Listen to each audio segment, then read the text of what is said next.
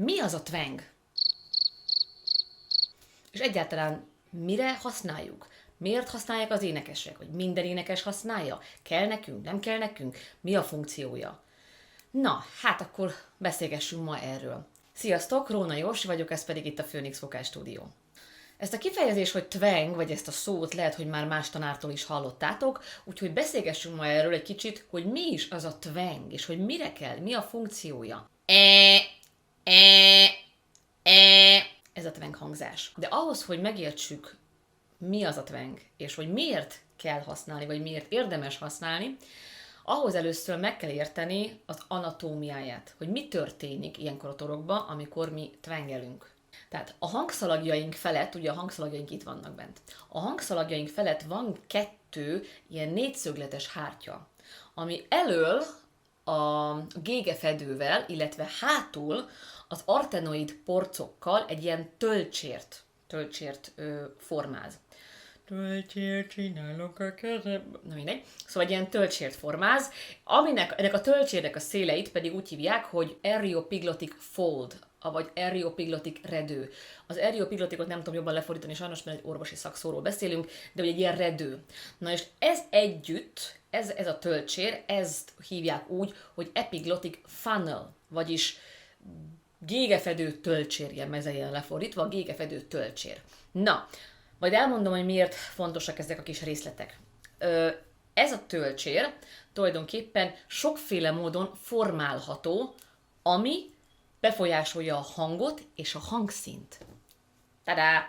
Na, és már itt van egy nagyon fontos info, amikor valaki megkérdezi, illetve valaki elmondja, hogy nem szereti a saját hangját, illetve a hangszínét, lehet-e változtatni? Itt van anatómiailag a bizonyíték, lehet.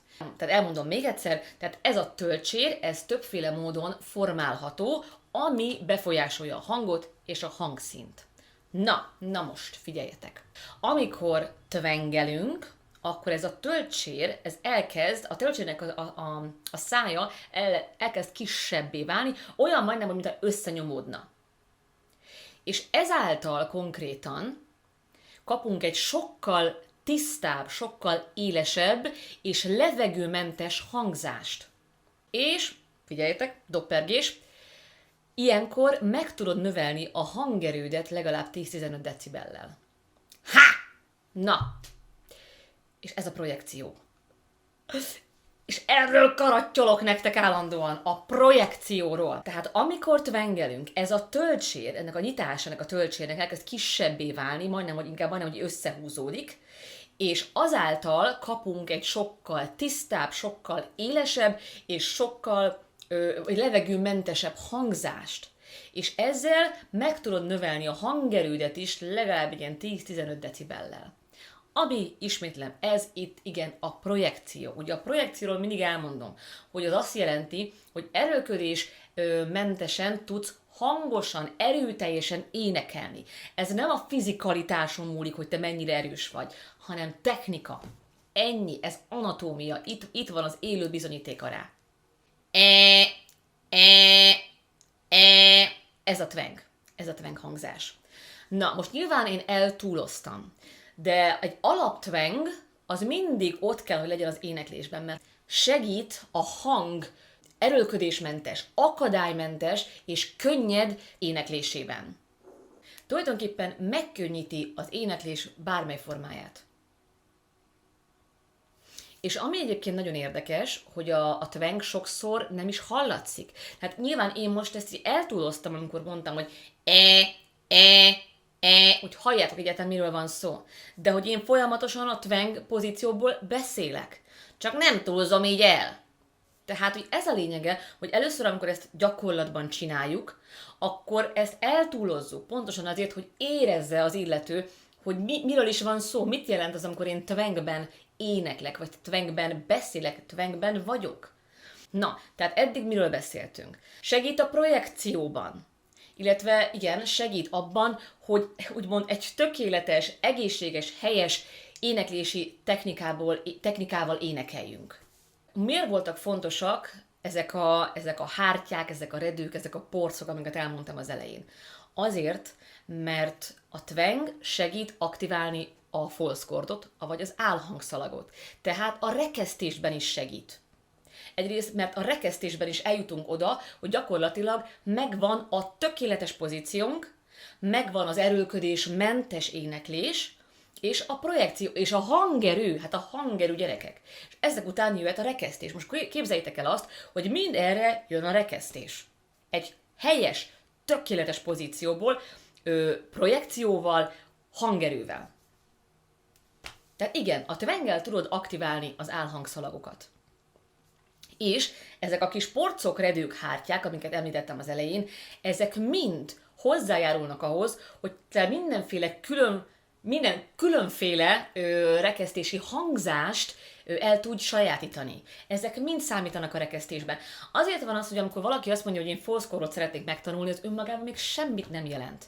Mert az, hogy neked milyen hangzásod van, legyen az a rekesztés, vagy legyen konkrét extreme scream, hörgés, bármi, azt rengeteg minden befolyásolja. Pontosan ezek a porcok, mint például az areopiglotic redő, az uvula, könyörgök, a nyelv, az üregek, tehát ezektől fog egyébként nagyon-nagyon sokat változni, és ezért lesz sokszor egyedi, hiszen mindenki anatómiailag egyedi.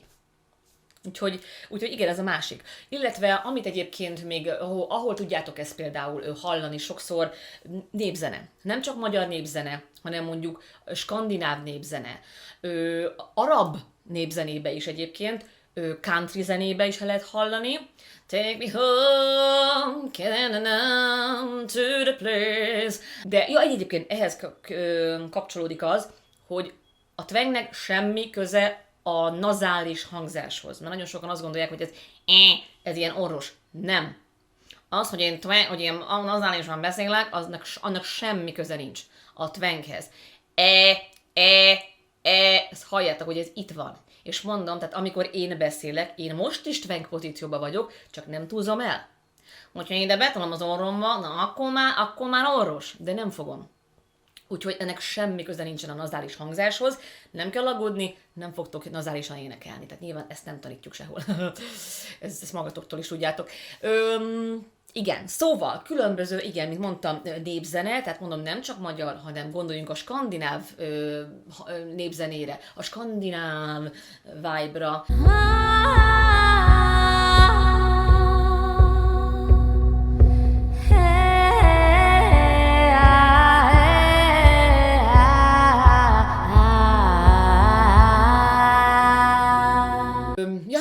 Hát bocsánat, az egyik legfontosabb, majd nem elfelejtettem, hát a mongol torok éneklés, az is bizony a álhangszalag aktiválásból jön tulajdonképpen, amihez szintén a twang, mint mondtam, hozzájárul.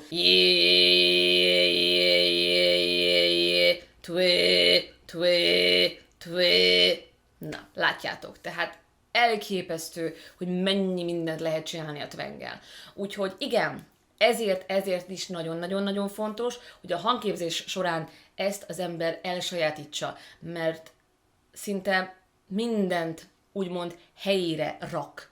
És minden könnyebb lesz gyakorlatilag. Nem fogsz többet erőlködni, nem fogod többé a torokból tolni az éneklést. Segít a magas hangoknál, a váltó hangoknál. Ez a twang, ez tulajdonképpen egy varázs gyakorlat.